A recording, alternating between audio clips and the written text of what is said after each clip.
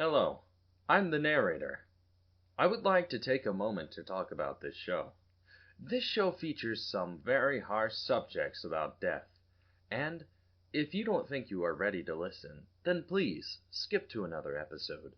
Retrospection Radio does not endorse anything that happens within this show, but Retrospection has always had a theme to its episodes. This entire season asks the question, is the protagonist really a good guy? In this case, what is the mental state of the protagonist? Some events in this episode may have viewers stunned. Consider yourself warned.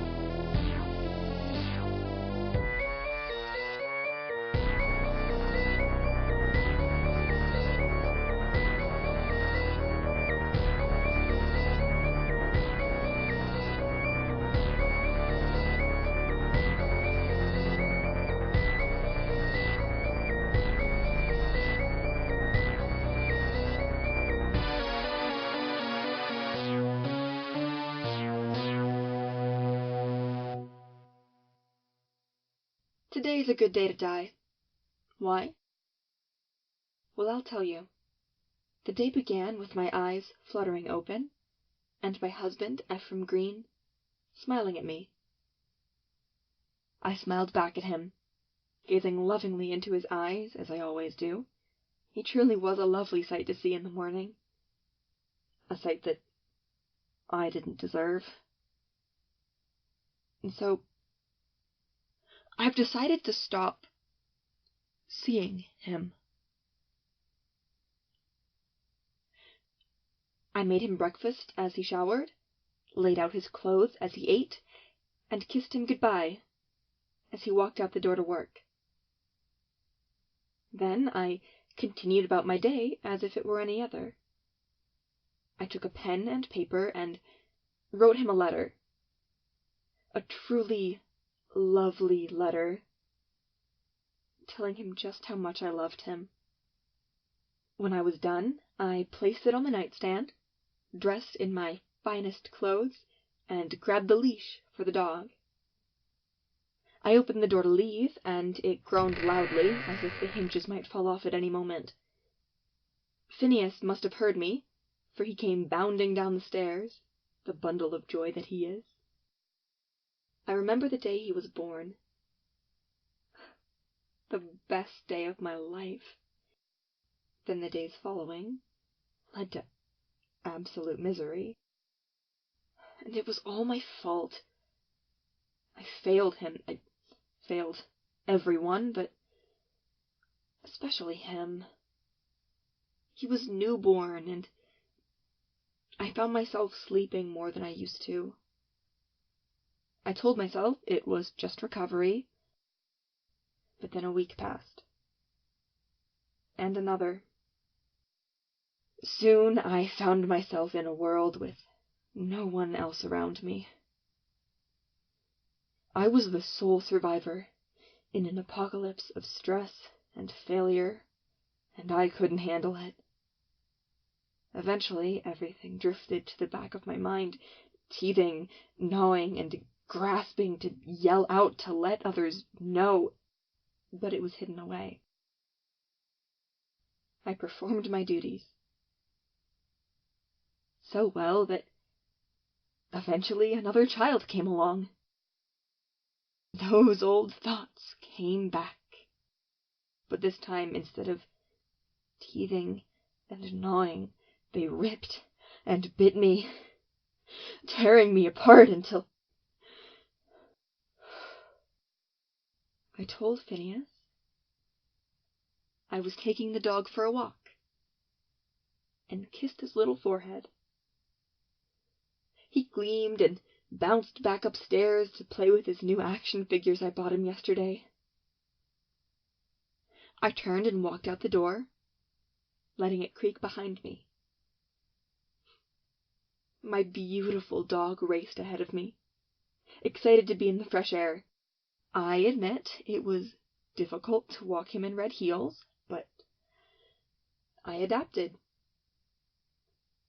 He stopped and sniffed everything. He glanced around, peering at the cars going by, other dogs, and at nature itself. I truly don't understand this creature. The pure serenity from the feeling of wind on his face, the fulfilling joy of merely breathing. I wish I could be that way. But I'm not. I'm a woman, a mother, whose sole duty is to look after sons that will go die in a war against Intelland. Democracy is pointless when everyone is a pawn of the Eternal City. Why must I torture myself with a family when the government strips away my little joy that I have left to send them to die? It's not their fault they were born. It's not their fault they're men.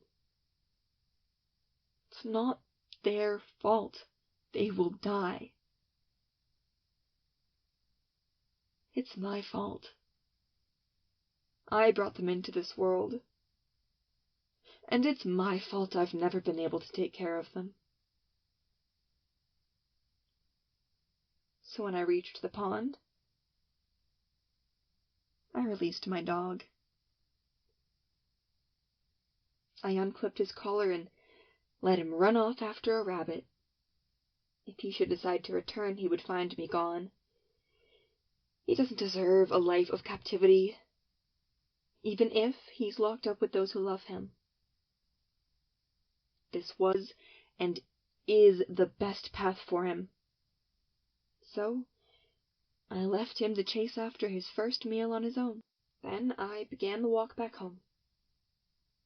Though the distance was short, the walk was treacherous.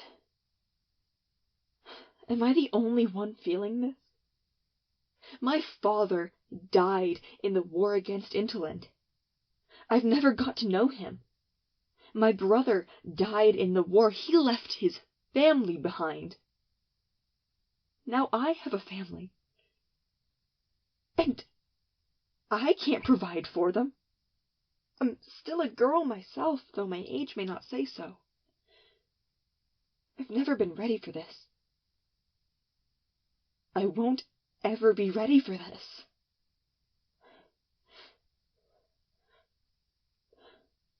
There's home now. And my car. I'm going to try to clear my mind. Maybe I won't go through with this.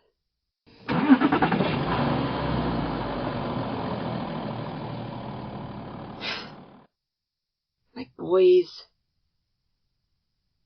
They'll be okay. I know they will. I grew up without a dad. Look at me now. Plus, they've got a strong father with a steady job. He can look after them.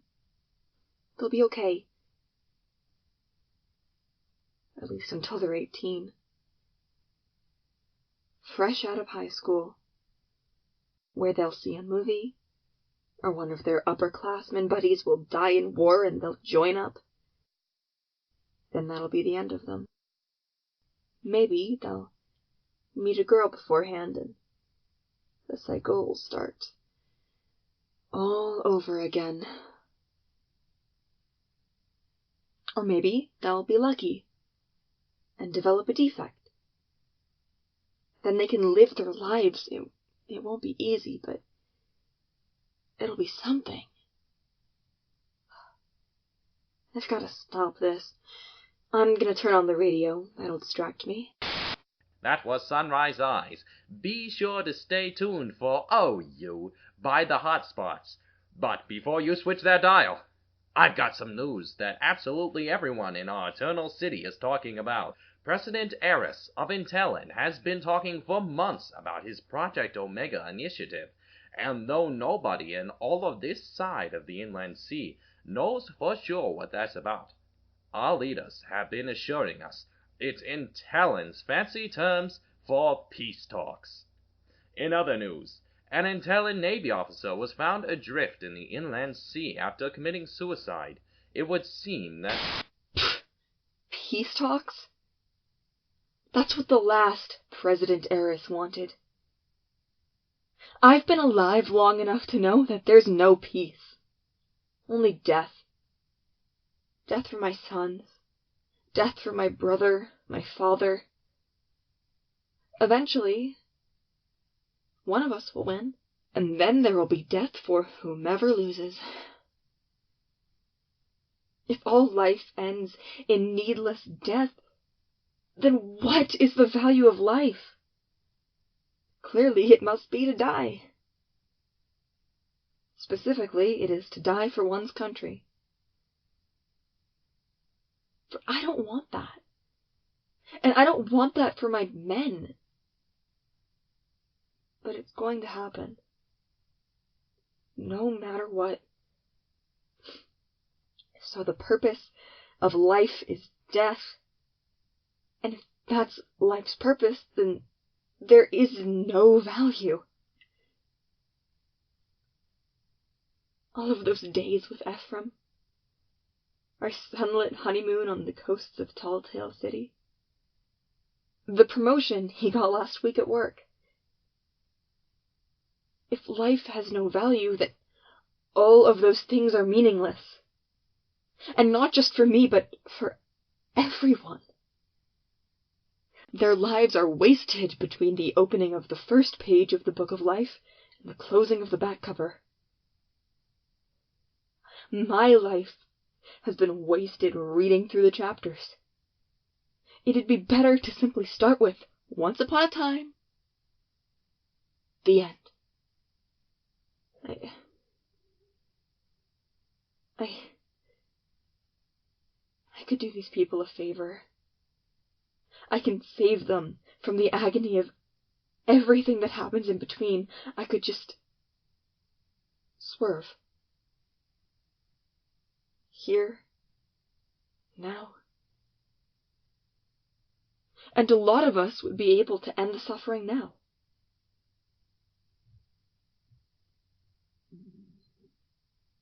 But is that right?